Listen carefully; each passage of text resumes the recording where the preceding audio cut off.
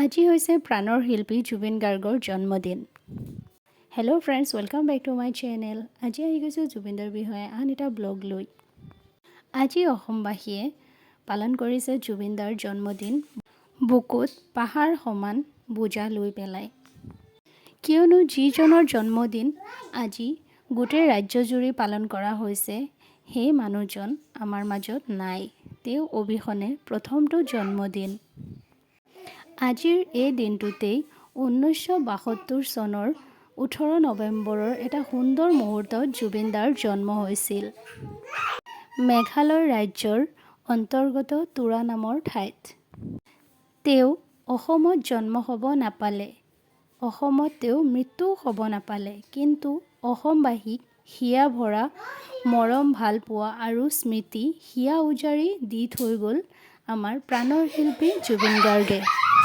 এজন শিল্পীৰ কাৰণে ইমান মৰম, ইমান ভালপোৱা, ইমান চকুলো কেতিয়াও দেখা নাই।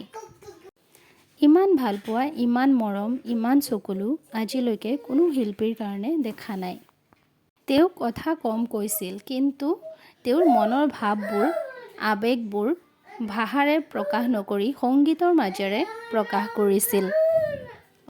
প্ৰেমৰ প্ৰকৃত সংজ্ঞা, ইয়াৰ উৎপত্তি, তাৎপৰ্য, প্ৰেমৰ সৈতে জীৱ আৰু জগতৰ সম্পৰ্ক সম্বন্ধে জুবিন গাৰ্গে ভালদৰে উপলব্ধি কৰিছিল। বোধহয় তেনেকুৱা কাৰণতেই তেওঁৰ প্ৰেম মানৱৰ মাজত সীমাবদ্ধ নাথাকি অন্য জীৱ-জন্তু, পশু-পক্ষী, উদ্ভিদ সকলোলৈ সম্প্ৰসাৰিত হৈছিল। তেওঁৰ প্ৰেমিক মনে সকলোতে ভালপোৱাখিনি বিচাৰি পাইছিল।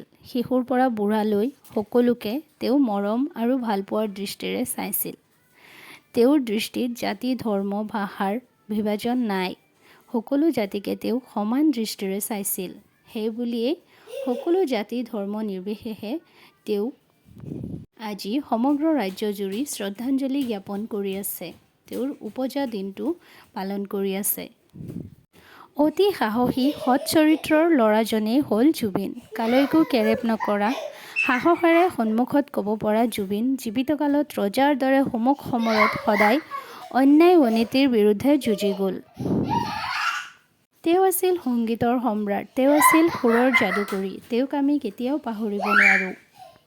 আজি তেওঁৰ জন্মবাৰ্ষিকীত সমগ্ৰ ৰাজ্যজুৰি তেওঁৰ জন্মদিন উদযাপন কৰা হৈছে। কোকৰাঝাৰত তেওঁৰ 3দিনীয়া কাৰ্যসূচীৰে জন্মদিন উদযাপন কৰা হৈ আছে।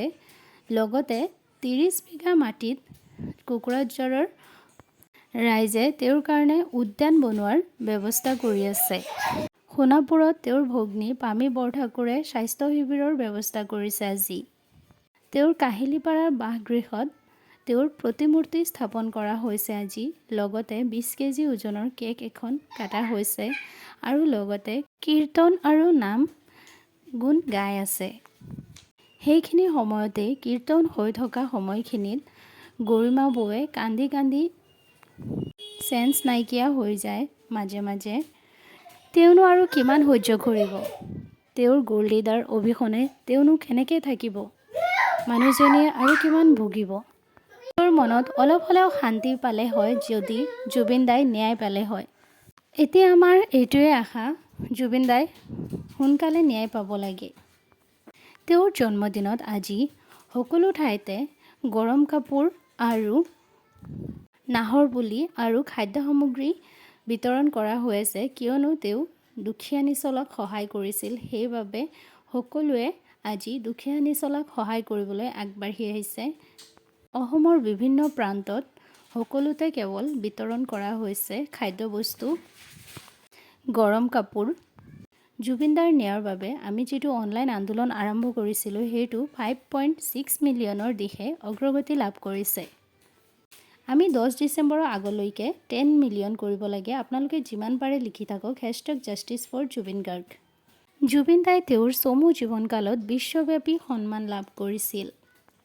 তেওঁ আছিল এগৰাকী বিখ্যাত গায়ক, সংগীত পৰিচালক, বোলছবি নিৰ্মাতা আৰু অভিনেতা। অসমীয়া সংগীত আৰু চলচ্চিত্ৰ জগতৰ এগৰাকী প্ৰতিভাৱান শিল্পী জুবিন গাৰ্গ। জুবিনদাই ছিংগাপুৰত গীত পৰিৱেশন কৰিবলৈ গৈ ছিংগাপুৰৰ মাটিতে মৃত্যুক আঁকোৱালি ল'লে মৰমৰ শিল্পীগৰাকীয়ে। শুভ জন্মদিন জুবিন দা। অৱশেষত সকলোকে নমস্কাৰ জনাই ভাল লাগিলে মোৰ চেনেলটো ছাবস্ক্ৰাইব কৰিবলৈ অনুৰোধ জনালোঁ। Bye bye, thank you so' much for ৱাচিং।